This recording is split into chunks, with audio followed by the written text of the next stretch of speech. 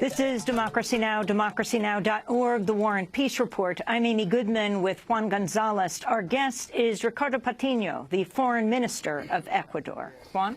Well, we'd like to turn to some issues within your own country, and we'd like to talk about the Chevron case. But first, I wanted to ask you about the proposal of your government to make a constitutional amendment declaring the communications media a public service. There are some critics who are claiming that that's an attempt on the part of President Correa of seeking to muzzle press liberty, so freedom of the press. I'm wondering your reaction to the critics and why you felt you needed an amendment to the Constitution since you already have a law that pretty much says the same thing.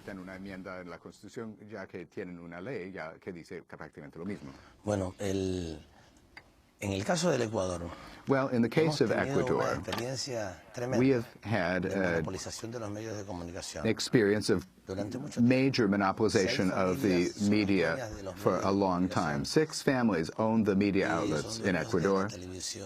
They own television, the print media, radio, and they have controlled communication, unfortunately, as well. They have biased communication considerably, and they have brought together the interests of the media, the bankers, and the large companies. We believe that citizens' right to be adequately informed, that there be democracy in media ownership, is fundamental. And that is why we believe that communication should be considered a public service. It's not like selling ties or selling a cup or selling coffee. We're talking about other kinds of services, and this service should be so considered. Indeed, it's unfortunate or regrettable, but after so much discussion of this in Ecuador, and after it being proposed that communication should be so considered, the reaction has always been negative, whereas in the United States, it's considered it could be a public service. Well, some who think that only in the United States is correct in terms of policies and rights, well, they've hushed up, but it's unthinkable. We citizens have the right to freedom of expression, everyone, not just a few. But us citizens also have the right to receive accurate information that has been verified, and citizens, including politicians or members of the government, we also have the right to honor. All of these elements constitute the thinking in our government. And some people try to criticize this. Why? Because what we do now, and this did not happen before, is that we respond to the distortions or the omissions that many large television networks commit in Ecuador. And that's not fair. When they exercise their freedom of expression, we say they have the right, even if they lie. But we also have the right to refute those things that are said, and they don't like that. And so they say that in Ecuador we're limiting freedom of expression. The best way to solve this is, if anyone has any doubt, we'll invite them to go to Ecuador for a day or 2 days, and then you'll have no doubt about it in terms of how there is full exercise of freedom of expression in our country. Speaking of constitutional amendments, thousands of people protested in the streets of Quito yesterday and at least 12 other cities. They were protesting against the government. They were holding signs that said things like, "We want democracy," and "Say no to re-election." Demonstrators rallied in part to oppose constitutional changes that would allow indefinite re-election of the president and other officials. Your response?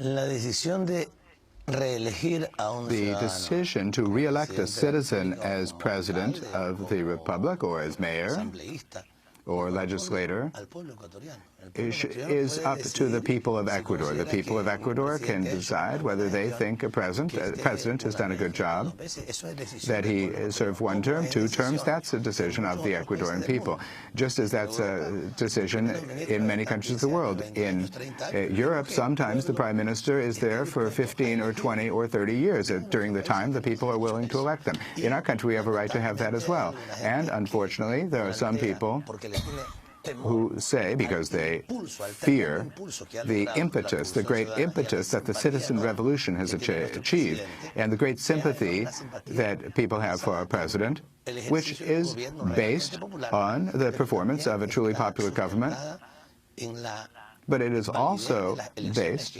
on the validity of the elections that have happened. President Correa has won 3 elections. He's not been put in by the military or by the CIA. No, it's been the people of Ecuador voting for him. So we know that citizens have the right to vote or to not vote for a given citizen. If they don't like the work of President Correa, then they're going to vote for someone else. So what is the fear of the Ecuadorian people having the right to re-elect someone? To re-elect the president or mayor or legislator as they please, as they see fit. I wanted to ask about the Chevron case. Earlier this month, an arbitration panel in The Hague ruled in favor of your government against Chevron in one of the greatest calamities, environmental calamities in modern times, even though a U.S. court ruled against you. I wanted your reaction, and also if you could talk to people here who don't really know much about this disaster, what it has meant for your country. Brevemente. Briefly, Texaco was operating in Ecuador for about 30 years, from about 1960 to 1990, leaving an incredible ecological disaster. And it wasn't an accident. One must distinguish that, for in the case of British Petroleum, that was an accident, and in many other cases, a tanker that had an accident and the oil was spilled. No. Here we're talking about 30 years of oil operations. Now, having the adequate and sufficient techniques for processing the waste matter and impeding it from going directly into the rivers, regrettably in the case of Ecuador, Texaco dumped the oil production waste directly into the rivers and the jungle. They devastated a huge area of the Ecuadorian Amazon. So I want to draw that distinction. It's not an accident. It is, regrettably, a decision that was made so as to get Texaco to have higher earnings, destroying our Amazon. Now, if the waste had been processed, it would have cost some, and they wouldn't have earned more, but they would have protected the Amazon. Now, that is what at the origin of all this. Now, a few days ago, I think it was March 11th, the Permanent Court of Arbitration at The Hague took an important decision which is in keeping with the positions put forth by the government of Ecuador, which is to say that the citizens who brought a claim, well, I want to make a clarification. The government of Ecuador has not brought a claim against Chevron Texaco. It's been the citizens who've been impacted, those who saw their cows and even their loved ones die, those whose water sources have been destroyed. Those persons are the plaintiffs in the case against Chevron Texaco. Now, the tribunal has decided that that claim is a valid one, because Chevron's argument is that the communities of the Amazon didn't have a right to bring such a lawsuit, because at some point officials of the Ecuadorian government gave a release to Chevron Texaco from their responsibility as polluter.